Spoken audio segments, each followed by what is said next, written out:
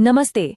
हम एक ऐसी दुनिया में जी रहे हैं जो हर पल हमारा ध्यान खींचने और हमें आदी बनाए रखने के लिए डिजाइन की गई है। पर क्या हो अगर हम उस कंट्रोल को वापस पा सके, अपनी इच्छाओं के मालिक खुद बन सके?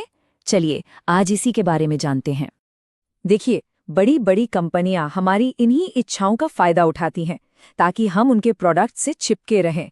वो हमारे आवेगों को, हमारी इम्पल्सेस को अच्छी तरह समझती हैं और हमें एक तरह की भूल भुलैया में फंसाए रखती हैं, जिससे हम हमेशा भटका हुआ महसूस करते हैं। ऐसे में खुद पर कंट्रोल रखना पहले से कहीं ज्यादा जरूरी हो गया है। ये नंबर देखिए, 1095 घंटे। ये वो औसत समय है जो एक इंसान हर साल अपने स्मार्टफोन पर बिताता है। जरा सोचिए, लगभग 1100 घंटे। ये वो समय है जो हमारी कंसंट्रेशन और मोटिवेशन को धीरे धीरे खत्म कर देता है और हमें उन चीजों से दूर ले जाता है जो सच में हमारे लिए मायने रखती हैं। तो चलिए आज इस पूरे मामले की तह तक चलते हैं। हम पहले समझेंगे कि प्रॉब्लम आखिर है क्या, फिर जानेंगे डोपामिन फास्टिंग के पीछे का असली विज्ञान, और आखिर में एक प्रैक्टिकल एक्शन प्लान भी बनाएंगे। ऐप्स, खाना, सोशल मीडिया, इन सबसे मिलने वाली लगातार स्टिम्युलेशन एक ऐसा माहौल बनाती है जिसमें हम खोया खोया सा महसूस करते हैं। कभी ऐसा लगा है कि जो चीज़ें पहले कितनी एक्साइटिंग लगती थीं, अब वो नॉर्मल सी लगती हैं। बस यही माहौल हमारी सारी प्रेरणा को सोख लेता है। अच्छा, एक बहुत आम गलतफहमी है कि डोपामिन का मतलब है खुशी, पर असल में ये खुशी नहीं है, बल्कि उस खुशी को पाने की चाहत है, वो मोटिवेशन है। इसे ऐसे समझिए, आइसक्रीम का पहला चम्मच जन्नत जैसा लगता है ना? पर 10 चम्मच के बाद मज़ा किरकिरा होने लगता है। क्यों? क्योंकि हमारा दिमाग पहले से ही अगली नई चीज़ की तलाश में निकल चुका होता है। तो इस प्रॉब्लम का हल क्या है? शायद डोपामिन फास्टिंग शब्द सुनने में आया हो, लेकिन सिलिकॉन वैली के इस बज़वर्ड को लेकर बहुत कंफ्यूजन है। चलिए आज इस मिथक को तोड़ते हैं और सच्चाई जानते हैं।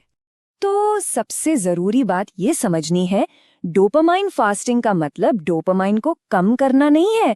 अरे हमें तो उसकी जरूरत है काम करने के लिए। इसका असली मतलब है, जिसे हम कह सकते हैं डोपामाइन फास्टिंग 2.0। वो है अपने इम्पल्सिव बिहेवियर्स को मैनेज करना, उन आदतों को कंट्रोल करना जो हमारी जिंदगी पर नेगेटिव असर डाल रही हैं।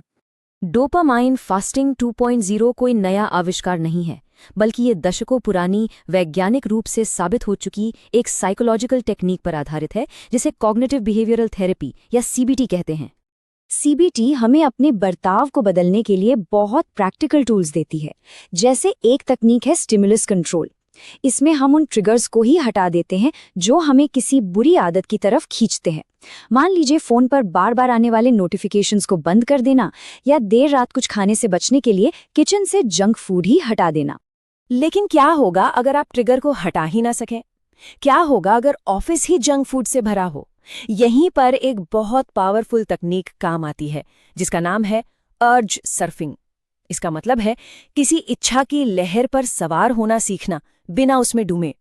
तो अगली बार जब कोई बहुत तेज इच्छा महसूस हो, तो उस पे तुरंत एक्शन लेने के बजाय ये ट्राई करें। बस एक पल के लिए रुकें, आंखें बंद करें और महसूस करें कि शरीर में वो सेंसेशन कहाँ है। पेट में है या सीने में? कैसा महसूस हो रहा है? तेज है या धीमा? बस उसे देखें, बिना कोई फैसला सुनाए।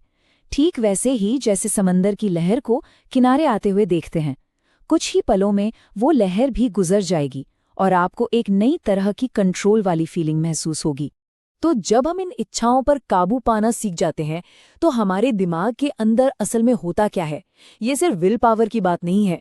अंदर कुछ बहुत ही पावरफुल बायोलॉजिकल बदलाव होते हैं जो हमारी मोटिवेशन और खुशी महसूस करने के सिस्टम को, समझिए कि, रीसेट कर देते हैं। जब हम अपने दिमाग को लगातार ओवर स्टिमुलेट करते हैं, मतलब बहुत ज्यादा उत्तेजित करते हैं, तो वो डोपामाइन के प्रति कम सेंसिटिव हो जाता है। डोपामाइन फास्टिंग इस प्रोसेस को रिवर्स करने में मदद करती है, जिसे अप रेगुलेशन कहते हैं। मतलब जितने ज्यादा रिसेप्टर्स होंगे, उतनी ही कम उत्तेजना में हमें उतना ही ज्यादा मजा आएगा। और ये बात इस पूरी चीज को बहुत खूबसूरती से समझाती है। सोचिए, एक छोटी सी ब्लूबेरी खाने से उतनी ही खुशी मिले जितनी अपनी फेवरेट आइसक्रीम से मिलती है। जब दिमाग रीसेट हो जाता है, तो असल में ऐसा ही होता है। खुशी के लिए हमें एक्सट्रीम एक्सपीरियंसेस की जरूरत नहीं पड़ती। अच्छा, अब हम ये जान गए हैं कि ये क्या है और ये क्यों काम करता है। तो चलिए अब इस पर बात करते हैं कि इसे करना कैसे है, एकदम क्लियर एक्शन पैक्ड प्लान के साथ। सबसे पहला कदम है उन आदतों को पहचानना जो असल में प्रॉब्लम कर रही हैं। यहाँ 6 आम कैटेगरीज हैं। एक पल रुककर ईमानदारी से खुद से पूछने की जरूरत है, इनमें से कौन सी चीजें हैं जो हमारी एनर्जी और फोकस को खींच रही हैं। इसके बाद एक शेड्यूल बनाएं। इसे किसी सख्त नियम की तरह नहीं, बल्कि एक गाइडलाइन की तरह देखें। जैसे अगर फोन का इस्तेमाल कम करना है तो हर दिन बस 1 घंटे के लिए उससे दूर रहने से शुरू करें। फिर धीरे धीरे इसे हर हफ्ते 1 दिन, हर 3 महीने में 1 वीकेंड और हर साल 1 पूरे हफ्ते तक बढ़ाएं।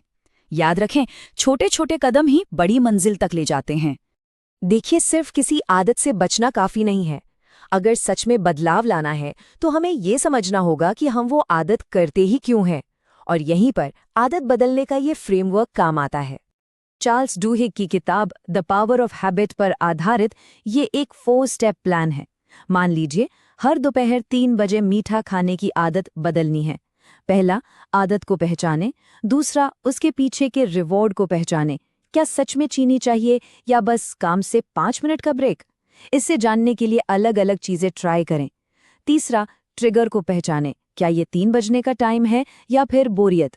एक बार जब आदत, रिवॉर्ड और ट्रिगर तीनों पता चल जाएं, तब चौथा कदम उठा सकते हैं। एक नया प्लान बनाएं। हो सकता है 3 बजे किसी दोस्त से बात करना वही ब्रेक दे दे जिसकी जरूरत थी, वो भी बिना चीनी के। और इसी के साथ हम वापस वहीं आ गए हैं जहां से हमने शुरू किया था, साल के वो 1195 घंटे। जब अपने आवेगों पर कंट्रोल वापस आ जाएगा तो उस समय और उस एनर्जी के साथ क्या किया जाएगा? ये सिर्फ एक सवाल नहीं है, ये एक मौका है। इसे हाथ से जाने मत दीजिए।